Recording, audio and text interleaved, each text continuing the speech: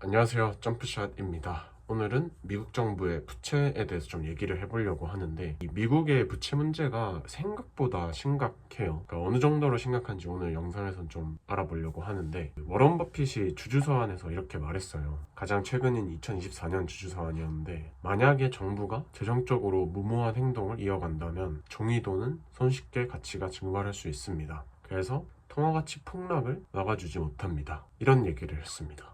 그러니까 이게 뭘까? 이거 되게 센 표현 같다고 저는 생각을 했는데, 일단 가장 궁금했던 게 재정적으로 무모한 행동이 뭘까라는 생각이 가장 먼저 들었습니다. 근데 2022년 주주서한을 제가 뒤져보다 보니까 이런 말이 나왔어요. 2021년까지 10년 동안 미국 재무부가 32조 달러의 세금을 걷었는데 43조 달러를 지출했다는 거예요. 그러니까 24년 주주선언에서 말한 이 재정적으로 무모한 행동은 바로 미국 재무부가 벌어들인 돈보다 쓴 돈이 훨씬 더 많았다는 게 재정적으로 무모한 행동이라는 겁니다. 그러니까 만성 적자를 말하는 거죠. 실제로 이렇게 말했어요. 막대하고 고질적인 재정 적자에는 그에 상응하는 영향이 따르기 마련입니다. 그에 상응하는 영향이 뭐겠어요? 24년에 포함한 통화가치 폭락 이라는 거죠. 그러면 자연스럽게 드는 궁금증이 미국 정부가 가진 부채 수준이 과연 얼마나 되냐는 건데, 한번 체크를 해보니까 미국 국가부채가 작년 말에 한 35.4조 달러 됐더라고요. 그리고 25년에는 한 36.2조 달러로 지금 3월까지 긴 시기열 동안 우상향을 해왔어요. 상당히 이렇게 절대적으로 많이 올라왔었는데, 이거를 GDP 대비 비율로 봐도 24년도 기준으로는 한 123% 정도로 추정이 되고 있거든요. 2차 세계대전 때 비율이 119% 정도가 됐었습니다. 그러니까 지금은 2차 세계대전 이후보다도 지금 수준이 더 높은 수준까지 GDP 대비로 봤을 때는 올라왔다는 거죠. 그만큼 재정 적자는 절대적인 크기로 봐도 많아졌고, 상대적으로도 지금 되게 높은 비율이라는 거예요. 그러면 또 의문이 드는 게, 아니 미국 정부는 왜 이렇게 재정 적자가 크냐를 보면, 이게 결국에는 오랜 기간 버핏이 말한 재정 적자, 그러니까 수입보다 지출이 더 큰 상태가 이제 방치되었다는 건데, 그러면 어느 정도의 적자가 발생했길래 이렇게 돈이 계속 부채가 발행되냐. 작년에 24년 기준으로 봤을 때 한 1.8조 달러의 적자가 발생을 했어요. 근데 이게 2000년도 이후로 봐도 되게 꾸준히 재정 적자의 규모가 우상향을 했거든요. 그리고 이럴 때, 그러니까 08년도 금융위기 위기나 2020년도의 코로나 위기 때는 정부가 막대하게 돈을 푸니까 재정 적자가 크게 훅 뛰었단 말이죠. 그러니까 이런 거를 차치하고더라도 되게 재정 적자는 장기 우상향하고 있다라는 거고, 이거를 제가 좀 더 긴 시계열로 찾아보니까 1930년도 이래로 봐도 여기 2차 세계대전 이후를 기준으로 봤을 때 지금까지 이 GDP 대비 재정 적자 비율이 크게 우상향하고 있습니다. 그래서 이거 추세는 변하지가 않고요. 그 다음에 이게 또 하나 인상 깊었던 거는 이 검은색이 재정 흑자의 연도들이거든요. 근데 재정 흑자가 난 연도 자체가 애초에 별로 없어요. 그렇게 없다는 거를 감안을 했을 때, 애초에 정부가 그렇게 뭔가를 했을 때 돈이 남지 않는다는 거구나 라는 걸 알 수 있고, 재정 흑자가 난 해를 또 찾아봐도 전후 시기, 그러니까 47년도부터 49년도 사이에 전쟁 직후에 이제 비용 축소가 됐던 케이스, 그 다음에 56년도에서 57년도 아이젠하워 때 경제 호황이 한번 왔었고요. 마지막에 이제 98년도에서 01년도까지 IT 버블 때 지출이 통제가 되고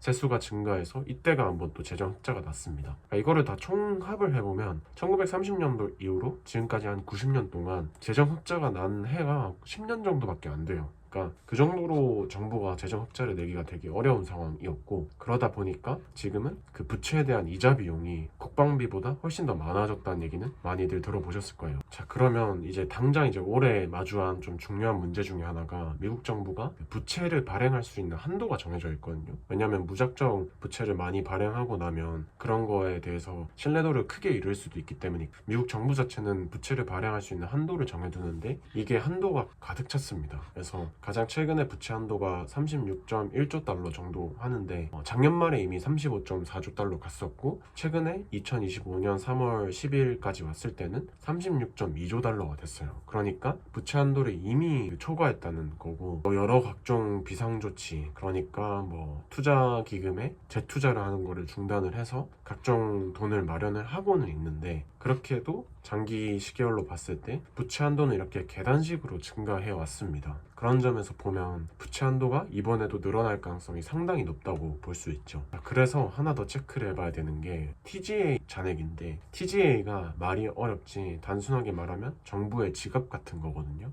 그러니까 세금을 가져오고 세수가 있을 거고, 부채를 발행하면 그 부채를 발행한 만큼 돈이 지갑에 들어오겠죠. 그러니까 TGA는 일단 정부의 지갑 같은 개념이에요. 이 안에 현금이 얼마나 들어있냐가 상당히 중요하고, 현금이 다 떨어지면 보통 국채 발행을 더 해서 현금을 채우거나 그런 식으로 이제 적자를 메꾸는 방식을 했습니다. 그래서 지금은 이제 TGA 잔고가 얼마냐면 5,220억 달러 정도 한다고 해요. 그러니까 이러면 한 800, 900조 원 정도 되겠죠. 근데 이전 시기에서는 23년도 한 2분기였는데 500억 달러 남았을 때, 한 80조 원 정도 남았을 때 부채 한도 협상을 진행을 했었어요. 그러니까 80조 원 정도면 미국 정부도 지갑에 잔고가 많이 부족하다고 판단을 하는 거고, 이때 부채 한도를 협상을 해서 그 부채를 더 추가 발행하는 식으로 대응을 했었고요. 그래서 이렇게 TGA 잔고가 떨어지는 시기를 X 데이트라고 하는데, 지금 뭐 골드만삭스나 도이치뱅크 같은 투자은행들은 아마 올해 7, 8월 정도로 예상을 해요. 그러면 늦어도 25년 2분기에는 부채 한도를 어떻게 할지에 대한 가이드라인이 나와야 하거든요.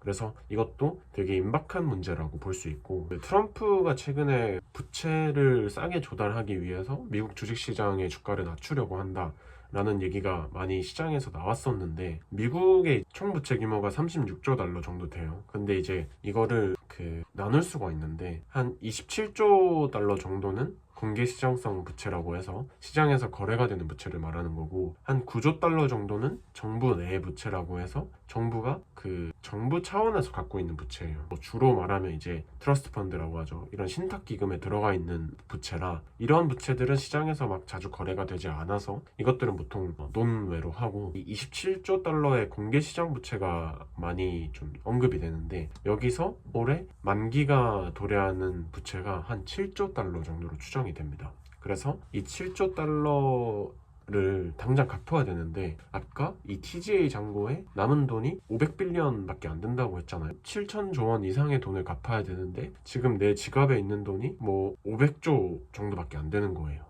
그러니까 이게 상당히 좀 얘네들도 심각한 상황이고, 보통 이러면 부채를 다시 재발행해서 이전 부채를 갚고 남은 부채, 새로 발행한 부채를 나중에 갚겠다는 식으로 대응을 하고 있거든요. 근데 그러려면 이제 지금도 이자 비용이 충분히 높은 상태니까 이 이자 비용을 최대한 낮추려고 하는 게 트럼프의 전략이고, 그래서 이자 비용이 좀 줄어들고 만기는 또 길게 가져가려는 게 이번에 지금 미국 정부가 하려는 접근 방법입니다. 자, 그럼 마지막으로 올해 지금까지는 어떻게 정부가 운영되고 있냐를 체크해보면, 미국이 이제 재정연도가 10월부터 시작하는데 25년 2월까지 데이터가 나와 있어요. 지금 재정적자가 1.1조 달러라고 합니다. 전년비로 한 38.5%가 증가했고, 이 정도면 지금 4개월 만에 작년에 한 60% 수준을 도달한 거거든요. 그러니까 이번에 지금 재정적자도 되게 빨리 올라오고 있어요. 그리고 이게 여기서 보면 좀 색깔별로 이 그래프랑 비교를 해보시면 느껴지시겠지만, 코로나 때 20년도, 21년도 이 위쪽 두 개가 가장 좀 높았었는데, 이 노란색, 그 다음에 이 하늘색, 초록색은 각각 22, 23, 24년도거든요. 그러니까 코로나 때 갑자기 크게 재정적자가 발생을 했다가 22년부터 23년까지, 24년까지 계속 재정적자가 늘어나고 있었어요. 근데 그 추세가 올해도 마찬가지다. 그래서 올해도 심지어 코로나 때 돈을 썼던 것보다 더 높은 수준으로 돈을 쓰고 있다는 게 포인트입니다. 당장 올해는 코로나급 이벤트가 발생하지 않았는데도요. 그래서 이 재정 적자는 이미 좀 많이 심각한 문제로 계속 올라가고 있고, 그래서 올해의 관전 포인트는 저는 뭐냐, 딱 세 가지로 정리할 수 있습니다.